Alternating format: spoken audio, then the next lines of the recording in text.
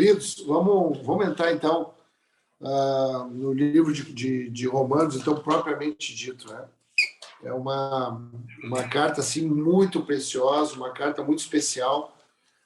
Segundo alguns estudiosos, o evangelho compilado está na carta de Romanos e de Efésios, né? Segundo os estudiosos, a teologia da graça, a teologia da unidade do corpo está compilado em Romanos e Efésios, né? E é uma carta muito importante, foi uma carta que inspirou Martinho Lutero a reforma, né? Uma carta que Martinho Lutero começou a ler de outra forma e o Espírito Santo começou a ministrar no coração dele mesmo essas coisas, né?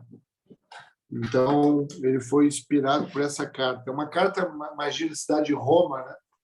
Que era ali naquele momento ali a capital do Império Romano, tudo saía dali daquele ambiente, né? Paulo escreveu essa carta aí na terceira viagem missionária dele, no final da terceira viagem, né? No final da terceira viagem, importante vocês escreverem isso.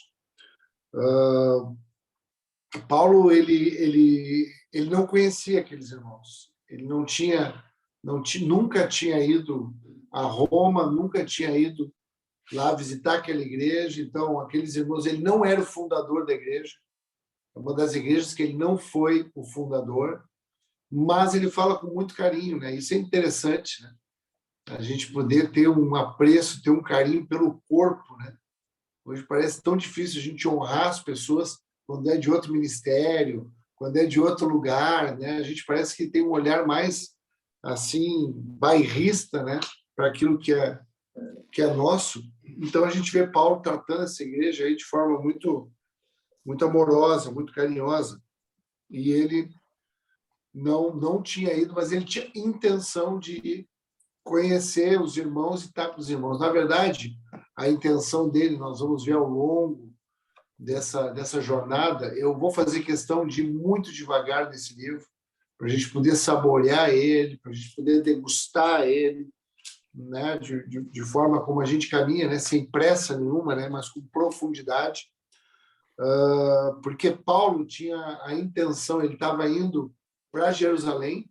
Lembra lá em Coríntios, no 2 Coríntios, que ele recolheu uma oferta para levar para os irmãos que estavam em Jerusalém. Então, ele estava indo levar essa oferta para Jerusalém, e a ideia dele era sair de Jerusalém e ir até a Espanha. E aí, para ir até a Espanha, antes de chegar na Espanha, passava por Roma, pela Itália. Lembra? Se vocês pegar no mapa ali, vocês vão ler, vão lembrar. Roma, ali na parte mais sul, e mais ao norte, em cima, entrando na Europa, fica a Espanha. Então, a intenção dele era uma passagem missionária ali, né? Para ser enviado de Roma para a Espanha, o que, na verdade, a gente não sabe se chegou a acontecer, muito provavelmente não aconteceu, porque, no fundo, os planos dele eram esse, né? Passar por Roma, conhecer a igreja, mas, no fim, ele ficou preso naquela cidade e morreu naquela cidade. Mas ele, na prisão, na primeira prisão dele em Roma, ele escreveu 4 cartas. Ele escreveu carta para os Efésios, ele escreveu carta para os Filipenses, ele escreveu carta para os Colossenses e ele escreveu a carta a Filemão. Então, foram as 4 cartas que foram confeccionadas na cadeia em Roma. E, de fato, é muito provável que ele nunca tenha conhecido, convivido com esses irmãos, né, que ele estava escrevendo nesse momento aqui. Então, nessa carta, ele fala muito do Evangelho. Então, a melhor carta para dizer o que é o Evangelho, então tu pode escrever o que é o Evangelho. A melhor carta que responde essas coisas a respeito do Evangelho é a carta aos Romanos.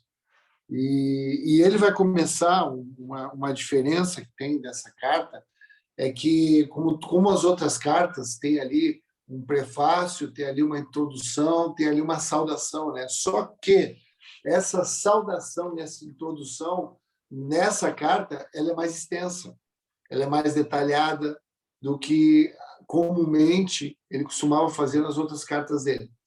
Então, isso tem um motivo, né? E a gente, por isso que eu quero hoje me deter nessa saudação, nesse prefácio e nessa introdução que ele faz à carta.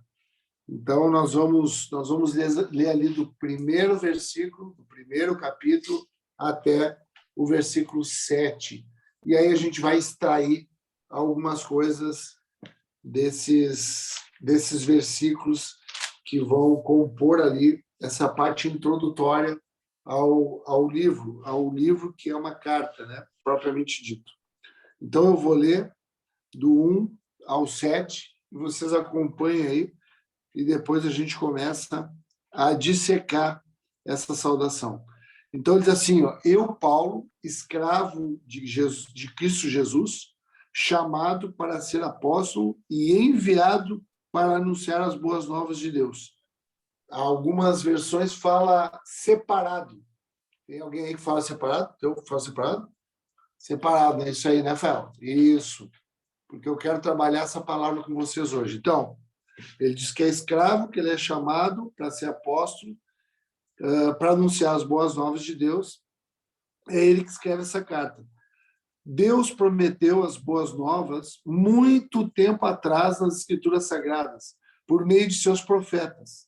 Elas se referem a seu filho. Então, é apontando para o filho, Deus apontando para o filho, que como homem nasceu da linhagem do rei Davi. É raiz de Davi, né? E quando o poder do Espírito Santo o ressuscitou dos mortos, foi demonstrado que ele era filho de Deus. Ele é Jesus Cristo, nosso Senhor. Por meio dele recebemos a graça e a autoridade, como apóstolos, de chamar os gentios em toda parte a crer nele e lhe obedecer em honra de seu nome. E vocês estão entre os gentios, chamados para pertencer a Jesus Cristo. Escreva a todos vocês que estão em Roma, amados por Deus e chamados para ser seu povo santo. Que Deus, nosso Pai, e o Senhor Jesus Cristo, lhes dêem graça e paz. Amém.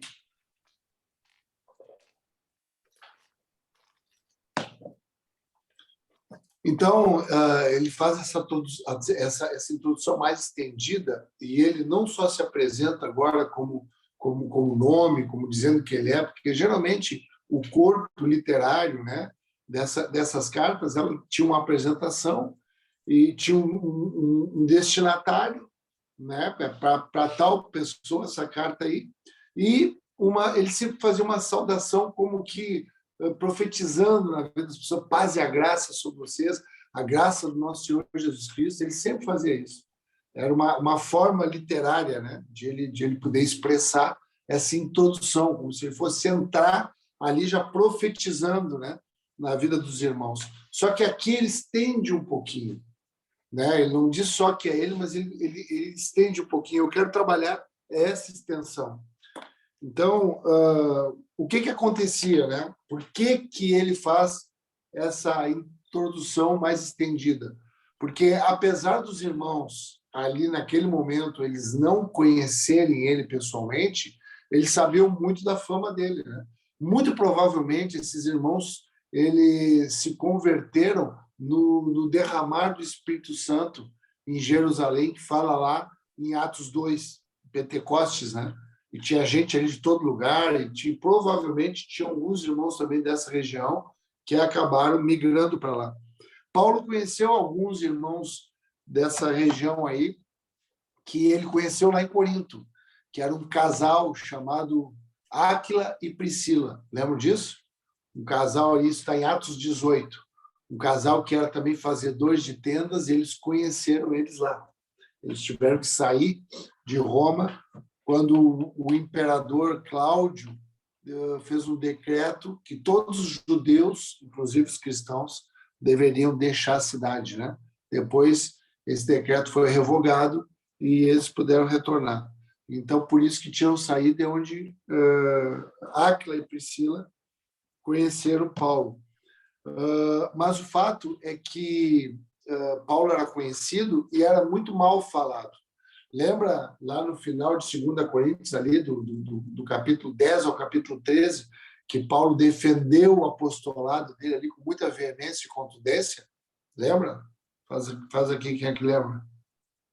Aí, então, qual era a voz que se falava a respeito de Paulo? Né? O que falavam a respeito dele? Diziam que ele era mercenário, diziam que ele era ali um apóstata, né? Falavam que ele era ali um homem que ele pregava ali ilegitimamente, né? Então ele era muito questionado nesse respeito, ele era muito perseguido, né? Muito por conta dessas ofertas, desses fundos que ele acabava angariando para poder auxiliar no próprio sustento dele, né? Nessas missões, e também lugares que ele abençoava, como é o caso dos irmãos que estavam em Jerusalém. Então, ele faz essa introdução para preparar essa carta, onde ele vai falar muito sobre justificação, sobre graça, vai falar sobre fé. Nós vamos discorrer muito, vai ser muito legal a gente aprender muita coisa aqui que Paulo vai trazer doutrinariamente, né, a nível das boas novas. Então, ele vai falar detalhadamente o que é o Evangelho. Né? E o Evangelho é o Evangelho de Jesus Cristo, é o Evangelho do Filho. Né? Então, havia ali muita distorção daquilo que eram essas boas novas. Né? Então, ele trazia as boas novas com essa autoridade, mas havia uma distorção dessas boas novas, né? E isso aconteceu desde o primeiro século. No primeiro século, tu pode escrever isso aí, quais eram as distorções do primeiro século? Eram os judaizantes. Quem eram os judaizantes? Os judaizantes eram judeus que se convertiam ao cristianismo, mas que continuavam com as práticas da lei, como circuncisão, como alguns alimentos que não podiam comer, algumas doutrinas ali em relação a casamento e outras leis que eles traziam, eles criam que trazia junto. Isso no livro, nós estudamos no livro de Gálatas, foi com muita força que os judaizantes estavam influenciando aquela região da Galácia, porque a carta de Gálatas não é para uma pessoa, como é Timóteo, como é Tito, e não é para uma cidade, como é Efésios, como é Coríntios, mas é para uma região. Então, a Galácia é uma região. Né? E ali havia uma voz muito forte desse pessoal judaizante contra o fundamento que Paulo pregava, que eram as boas novas, que agora a salvação tinha vindo pela graça, né? Por meio da fé. Então, não precisava nenhuma obra para que isso se realizasse. Por isso que ele abominava qualquer coisa que se trouxesse da lei junto com ele. Então, essas eram as primeiras distorções do primeiro século. Depois, no século seguinte, o segundo século, as distorções que entraram, e aí a gente tem que entender essas distorções como sofismas, né? Lembra os sofismas que são combatidos com armas espirituais poderosas em Deus, que destroem essas fortalezas na mente? Então, são essas filosofias, né? Então, no segundo século, entrou o gnosticismo. Então, escreve aí, gnosticismo. O que é o gnosticismo?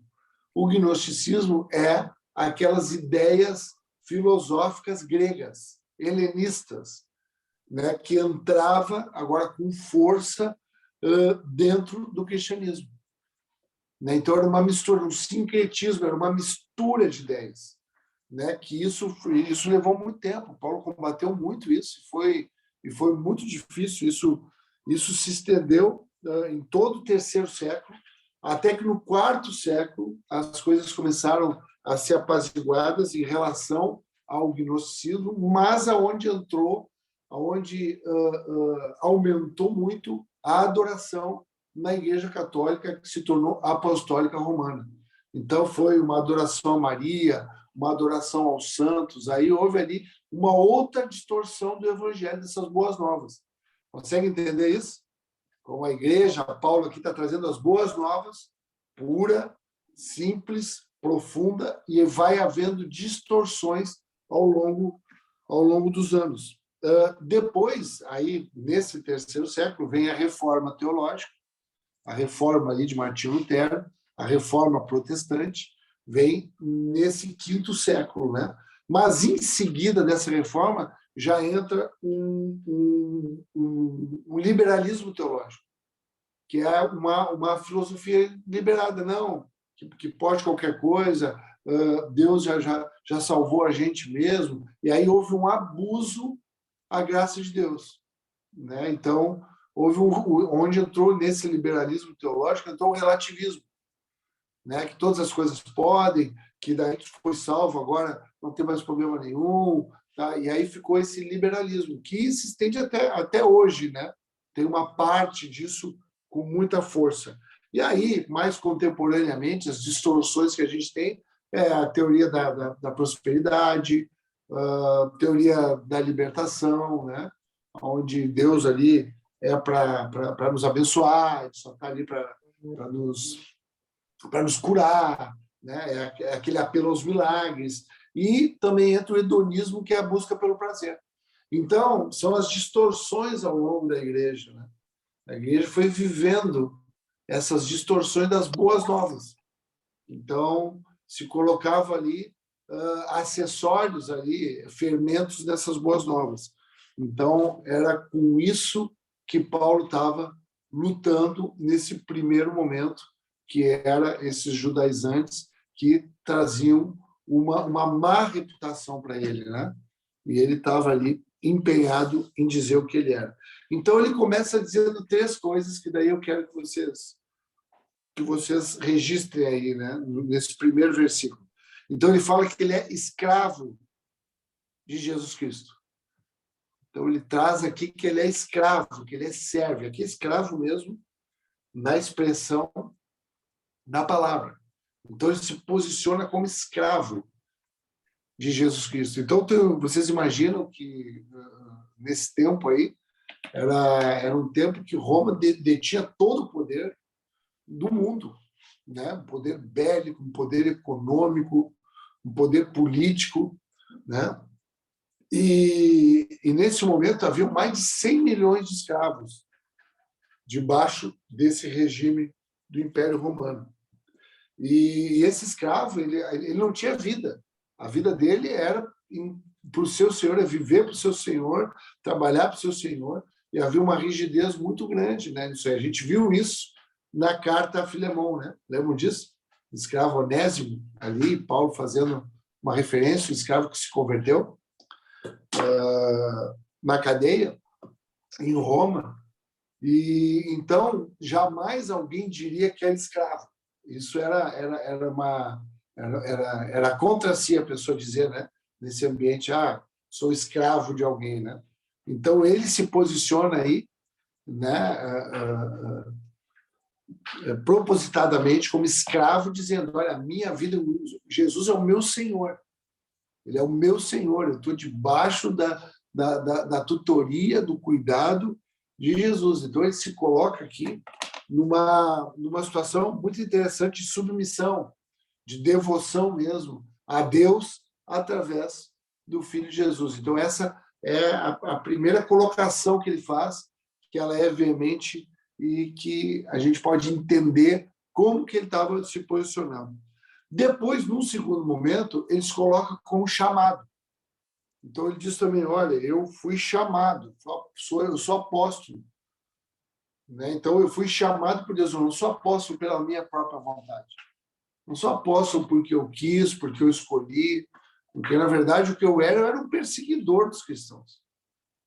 Eu era aquele que perseguia os cristãos com veemência, eu perseguia os cristãos com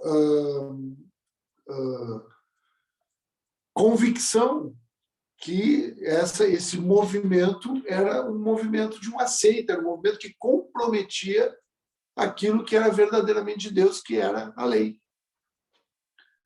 Então ele se levanta dizendo, olha, eu perseguia e eu fui chamado, eu fui transformado. Então, aquele motivo pelo qual eu vivia para perseguir, hoje eu prego ele. Então, homens não conseguem fazer isso. Então, quando ele fala de chamado, ele chama a atenção e está dizendo, olha, isso aqui é algo do céu, é algo do alto. E aí eu queria que a gente fosse aí no livro de Atos, vamos dar um breakzinho aqui, e vamos no livro de Atos ali, Atos 9, para ver um pouquinho essa conversão. Como é que ela se deu, né? Quando ele está ali a caminho de Damasco.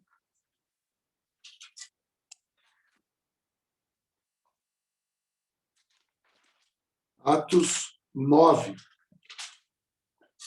É a conversão do apóstolo Paulo.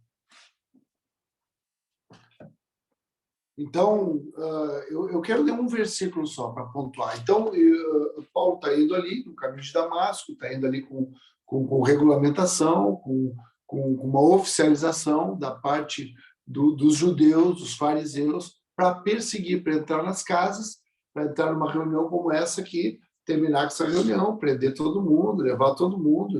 Então, era isso que ele fazia, essa era a vida dele. E quando ele está nesse caminho, Jesus fala com ele tem uma experiência com Deus. Então, Jesus fala com ele fica cego, ele ouve uma voz, e ele tem ali, ele fica ali, ele entra na cidade, e aí Deus vai lá falar no coração de Ananias, que é um crente, e diz para Ananias, vai lá agora e ora por ele. E aí, nesse momento, Ananias entra em choque, diz, pô, como é que eu vou orar por esse cara? Esse cara é um perseguidor dos irmãos. Esse cara é cruel, esse cara é um bandido, esse cara é um assassino, esse cara tinha compactuado com a morte de Estevão, que era um cara muito bem reconhecido como um dos primeiros diáconos da igreja. Né? E esse cara foi morto ali, apedrejado, e as pessoas que apedrejavam, a Bíblia diz que colocavam as suas túnicas aos pés de Saulo, no capítulo 7 desse mesmo livro. Então, Ananias diz, não é, não pode ser. E aí é onde, no versículo 15, 9, versículo 15, capítulo 9 de Atos, ele diz assim, o Senhor, no entanto, disse para Ananias, vá, pois Saulo é o instrumento que escolhi para levar a minha mensagem aos gentios e aos reis, bem como ao povo de Israel. Então, nesse momento aqui, ele está fazendo uma alusão a esse chamado. Olha, esse é o chamado. Esse foi o chamado que eu tive. Isso foi algo de Deus. Isso foi pela graça. O que eu estava fazendo era totalmente contrário. Então, não havia merecimento. Então, aqui ele começa a trabalhar essa questão da graça mesmo e não da meritocracia. Então, é o evangelho da graça de Deus, a escolha divina mesmo na nossa vida.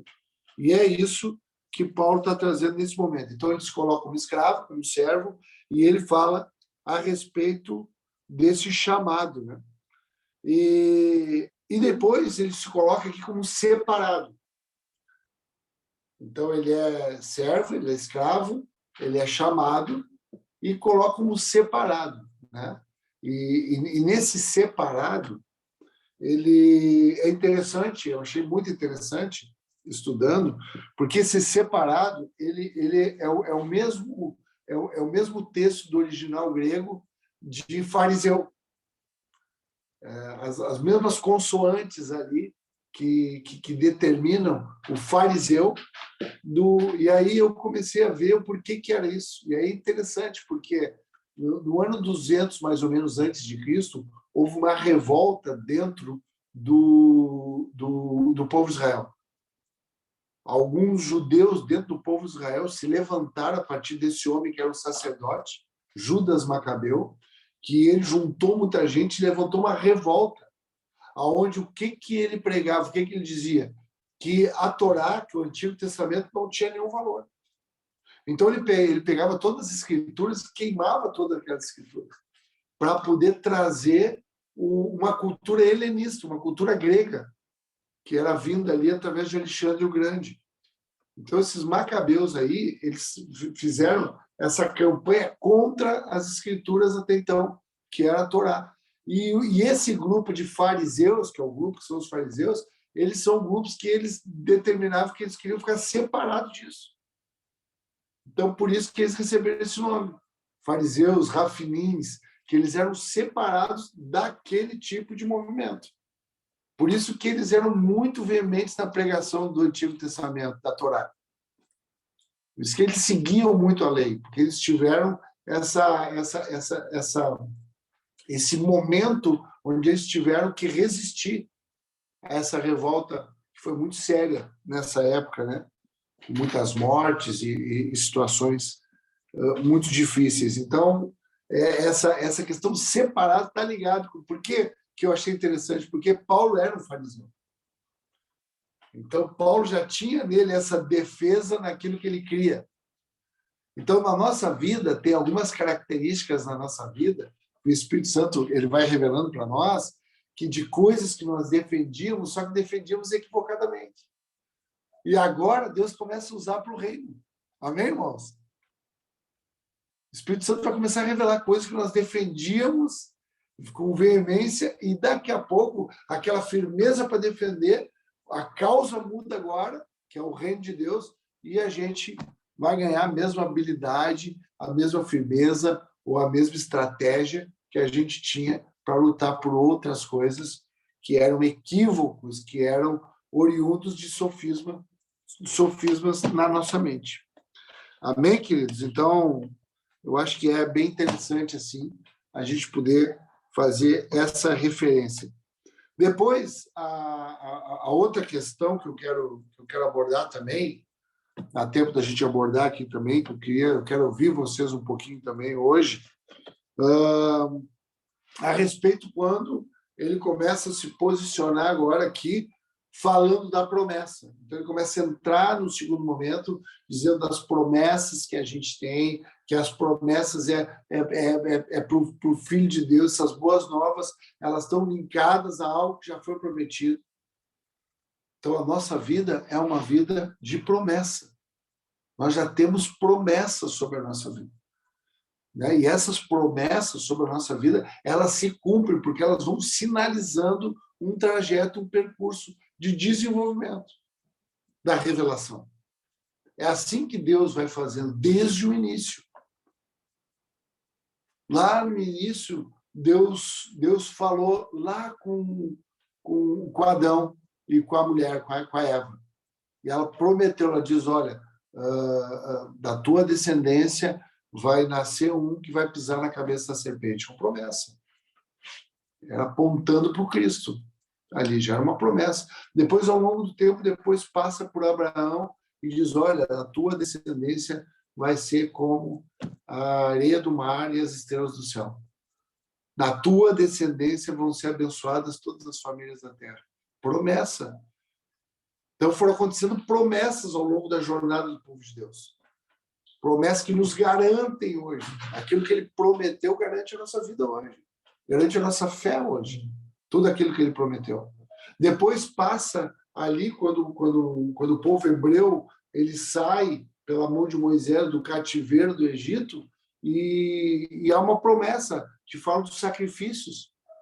Então, fala dos animais que teriam que ser sacrificados, e a partir do sangue daqueles animais, a promessa é que os pecados seriam perdoados.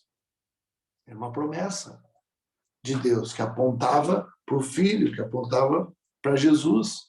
Depois, ao longo da caminhada, os profetas apontando, os profetas Isaías, o profeta messiânico, Isaías 53, a promessa. Aquele que levou sobre si todas as nossas enfermidades, o castigo que nos traz a paz estava sobre ele. Então, são promessas que Deus ia fazendo ao longo da caminhada e que se cumprem na vida de Jesus Cristo. E que agora continua a ser proclamado no seu evangelho. Então, o evangelho ele não é um evangelho a partir de Jesus, ele é a partir das promessas que começa lá no início e que é antes da fundação do mundo, naquilo que a Trindade pensou. Então, é isso que Paulo está representando. É isso que Paulo ele se diz autoridade para colocar sobre essas coisas. Ele se coloca, né, como aquele que entende o que ele está falando, porque sabe que isso não é de homens. Então, essas promessas, eu queria que tu também colocasse aí, que tu fizesse uma alusão a elas, né? Começa com aquela promessa lá para Eva, que da descendência dela, o calcanhar da descendência vai pisar na serpente, promessas para Abraão, promessas ali do sacrifício, promessas dos profetas, todas apontando para Jesus. E aqui Paulo vem agora trazendo uma defesa para essas coisas. Então, quando ele começa a trazer e ele começa a falar, ele começa a enaltecer a graça e a autoridade. Então, são duas coisas que eu quero conversar com vocês hoje também. Que é a graça e a autoridade, porque é isso que está respaldando a vida dele. Ele fala no versículo 5, por meio dele recebemos a graça e a autoridade, como apóstolos, para chamar os gentios de toda parte a nele, crer nele e obedecer em honra o seu nome. Então, a partir dessas promessas, a partir desse homem que ele é escravo, a partir desse homem que ele é chamado, que ele é separado por Deus, e ele está falando não por si só, mas ele está falando a respeito de promessas, de coisas que já foram prometidas. Agora, eles têm a graça e a autoridade. Então, essa graça, ela é discernimento. A graça é sensibilidade. A graça é sobriedade, é lucidez com aqueles que transitam nessa terra por uma causa. E é isso que está acontecendo conosco, irmãos, como igreja. A graça está trabalhando a nossa vida porque a gente está se tornando cada vez mais servos, escravos do Senhor. Ele é o nosso Senhor. Ele tem o senhorio sobre a nossa vida. E a gente, cada um de nós, cada um de vocês, é chamado, foi chamado, teve uma experiência. Assim como o Sol teve uma experiência, você tem uma experiência de chamado, de comissionamento. E são separados para essa boa obra. Há uma separação. Isso está ligado com santidade. Santidade é separação. E aí, vocês vão começar cada vez mais, como igreja, a visualizar as promessas. Então, a nossa incredulidade, que ela teima em nos assediar, ela vai sucumbir por meio da graça, olhando para as promessas que apontavam para Jesus. Por isso, quando a gente diz olhando firmemente para Jesus, a gente olha para as promessas acerca dele. O Antigo Testamento é muito importante, irmãos. Às vezes a gente gosta mais, né, do Novo Testamento, dos Evangelhos, ou no Antigo Testamento a gente vai mais em Salmos ali, né? No 23, no 91, a gente gosta, né? Mas o Antigo Testamento ele é importante porque ele é uma ilustração das promessas que são explicadas pelo Novo Testamento.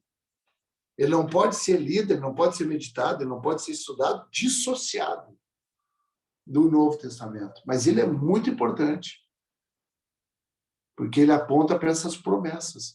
E aí nós agora, com essas promessas, tendo a nossa vida maturada, regenerada, agora a gente ganha a autoridade pela graça. Porque o que o pecado faz?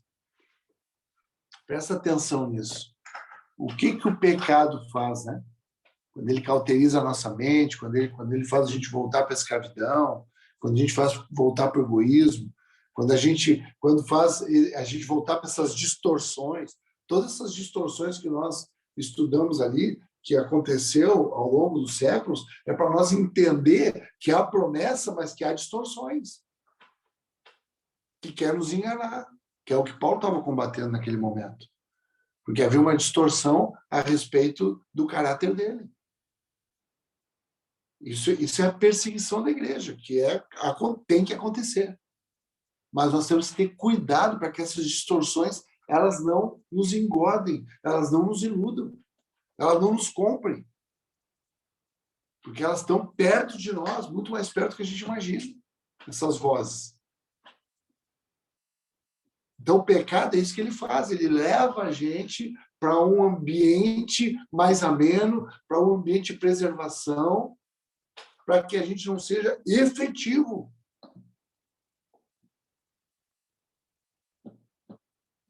Na pregação, na proclamação, e levar essa mensagem. A gente tem falado muito isso, e agora eu acho que nós vamos falar mais do que nunca. A mensagem está na tua vida. Tu carrega a mensagem do Evangelho. Com a igreja, no corpo, né? Mas tu carrega a mensagem do Evangelho. E o pecado, ele vem querendo nos tirar disso. Mas a graça garante. Por isso que onde abundou o pecado, superabundou a graça. Porque a graça é a garantia da manutenção nesse lugar. Para percorrer essa carreira, combatendo o bom combate e guardando a fé. Então, a graça é que dá autoridade. Por isso que a salvação, ela é pela graça, por meio da fé, através da fé. Então, a graça é a garantia, irmãos, da manutenção do nosso entendimento, nesse ambiente da comunhão. Por isso que é o amor do Pai, a graça do Filho e a comunhão do Espírito. E isso nos dá autoridade para quê? De anunciar para toda a terra. Porque quando fala dos gentios, e eles são os gentios naquele momento, que estão sendo tocados e estão sendo convertidos e convencidos pelo Espírito de todo pecado, de toda justiça e de todo juízo, é para que haja uma expansão em toda a terra. De gente que crê e que obedece. E aqui eu quero finalizar com vocês aqui, nessas duas posições. Crê e obedece. Não basta crer, irmãos. Não basta a gente crer. Não basta a fé que nos torna um discípulo, que nos torna um cristão, não é porque a gente acredita. Não é porque a gente crê. Esse é o começo da caminhada. Nós precisamos nos tornar obedientes. Nós precisamos fazer com que essa fé seja operosa, seja prática. Nós estudamos, né, no final de semana agora, né? Essa verdade praticada. Lembram disso? Verdade praticada. Tiago diz que nós não podemos ser só ouvinte. Nós temos que ser praticante. Em Mateus, no Sermão do Monte, Jesus diz, olha, aquele que ouve as minhas palavras e não pratica é semelhante a um homem sensato que constrói uma casa sem alicerce. Ele até crê, ele ouve, ele viu. Agora a gente precisa migrar, a gente precisa mudar de patamar, começando a obedecer. Deus está levantando um povo obediente. Um povo que não cede a essas distorções, um povo que recebe essas boas novas no coração e assume agora a responsabilidade da transmissão delas, como um testemunho de transformação. Que é o que Paulo está dizendo, eu fui transformado. Por isso que hoje eu sou um escravo de Jesus Cristo. Por isso que hoje eu entendo o que é chamado. Eu entendo que eu fui separado. E é por isso que é a partir da graça que eu tenho autoridade para poder falar isso, para ministrar isso na vida de vocês, através dessa carta. Então, eu queria finalizar aqui, para que a gente pudesse pensar nisso, né? Nessa questão de submissão de Paulo mesmo, né? Ele expressa uma submissão ali, a esse chamado, a essa vocação dele, né? E ao mesmo tempo ele diz, mas isso é pela graça. E ele vai, ao longo dessa carta, ele vai dizer, é pela graça. Isso é porque Deus escolheu. É porque Deus, isso não é facultativo, não é a minha escolha de fazer. Eu fui alcançado compulsoriamente pela graça. Agora, irmãos, agora é importante saber que depois disso a gente tem que começar a obedecer.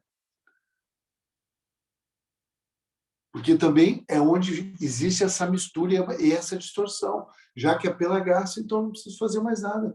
Querido, a graça era para nos alcançar. Agora, o livre-arbítrio é para a gente obedecer e para a gente avançar, para a gente maturar. E para a gente ser essa igreja poderosa, que expande. A igreja não para de expandir, irmãos, até o final. A igreja anda. O Senhor envia trabalhadores, a igreja ela anda, ela expande. A iniquidade vai se multiplicar. O amor de quase todos vai se esfriar, mas a igreja permanece, ela é expandida, a igreja não é enganada. A igreja ela está guardada pela graça dessa corrupção e dessa distorção. Então, eu queria, assim, ouvir vocês, oferecer, assim, agora uma janela aqui, para poder ouvir vocês a respeito de experiência pessoal mesmo, né? De tanto que vocês têm vivido, que vocês têm experimentado disso, né? Vocês têm testemunhado isso, dessa graça, dessa autoridade, né? que a gente vai ganhando pela graça, e essa responsabilidade de poder andar e passar por lugares que são lugares que nós não passaríamos naturalmente. Lugares de honra. Para poder, tu ver, ele tinha a intenção, Paulo, de ir adiante, de ir até a Espanha, mas ele entendia que tinha que passar ali para ser enviado pelos irmãos, para ser abençoado pelos irmãos.